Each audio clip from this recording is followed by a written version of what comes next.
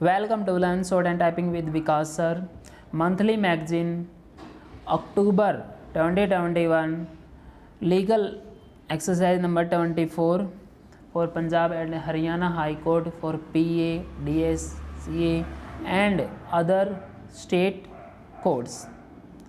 At the rate 100 words per minute, continuously dictation 840 words. Be ready, start.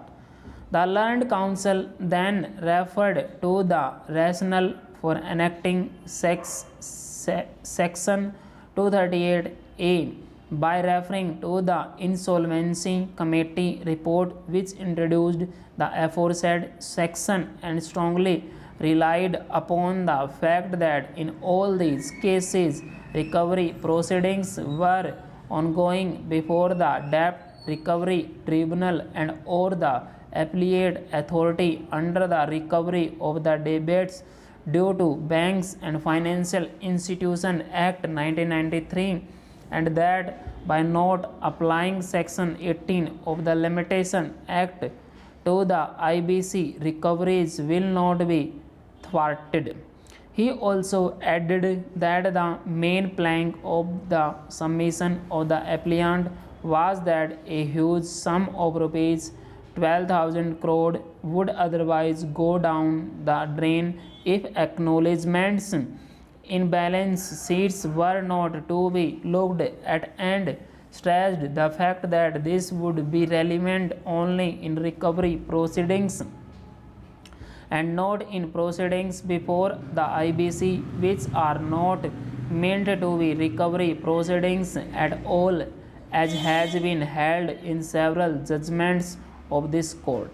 He then relied upon two High Court judgments from the Andhra Pradesh High Court and Guwahati High Court to strengthen his submission that via section 18 of the Limitation Act,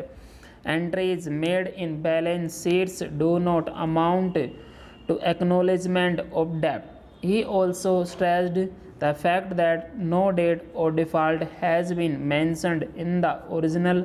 form that was submitted with the Section 7 application, and that this would therefore be a non-curable defect on account of which the Section 7 application should have been dismissed at the beginning. He then took us to various judgments of this court which made it clear that if a period of 3 years had elapsed from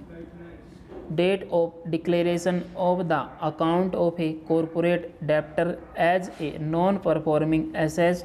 the claim filed by a creditor is a dead claim which cannot be resurrected, having recourse to section 18 of the Limitation Act. Finally, he argued that the balance sheets in the present case did not amount to acknowledgement of liability in as much as the auditor's report, which must be read along with the balance sheets, would make it clear that there was no undisputed acknowledgement of debt, that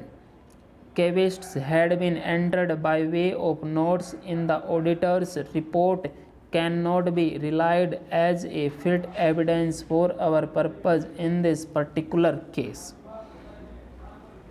After hearing counsel for both sides, it is important to first advert to the rationale for the enactment of section 238A of the IBC, which was enacted by way of the Insolvency and Bankruptcy Code Act 2018. Section 238A of IBC reads,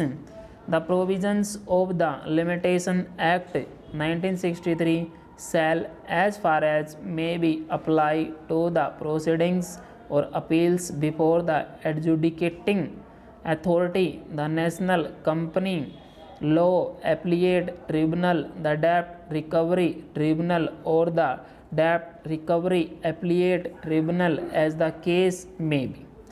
In Jagdish Shah versus Union of India, this court referred to the report of the Insolvency Law Committee of March 2018, which led to the introduction of Section 230A as having heard the learned counsel for both sides. It is important to first set out the reason for the introduction of Section 238A into the Code. This is to be found in the report of the Insolvency Law Committee of March 2018 as the question of applicability of the Limitation Act 1963 to the Code as has been deliberated upon in several judgments of NCLT and NCLAT.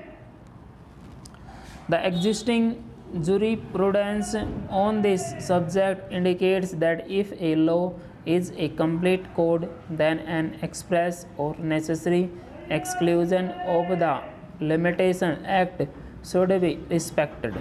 In light of the confusion in this regard, the committee deliberated on the issue and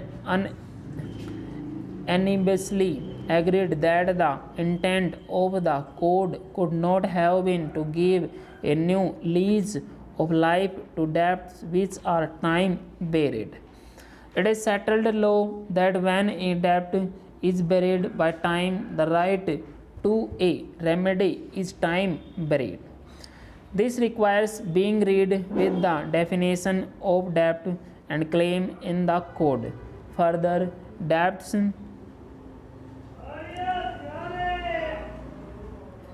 of the non-application of law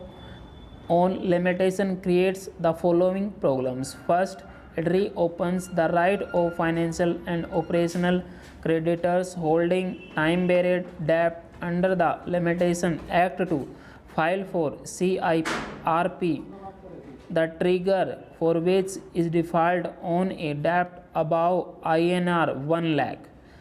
The purpose of the law of limitation is to prevent disturbance or deprivation of what may have been acquired in equity and justice